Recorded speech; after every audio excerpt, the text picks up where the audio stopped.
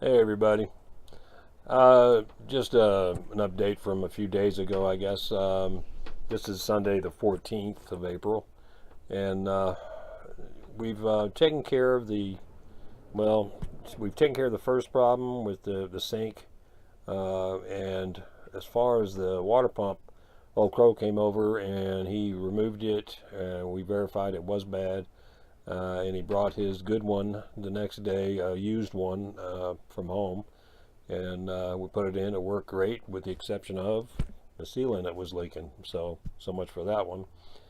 So he's gonna pick one up, a new one, Monday or Tuesday, and then come over and go ahead and change that out. And it's fine. We're not using the water right now anyway, so we can wait till then.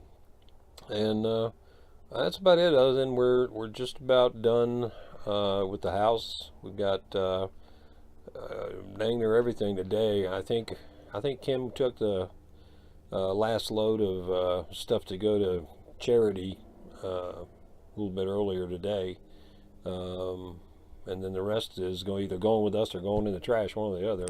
You know. So that's about it until anything new develops. So all of you have a great rest of the weekend, and we'll see you on the next one. Bye.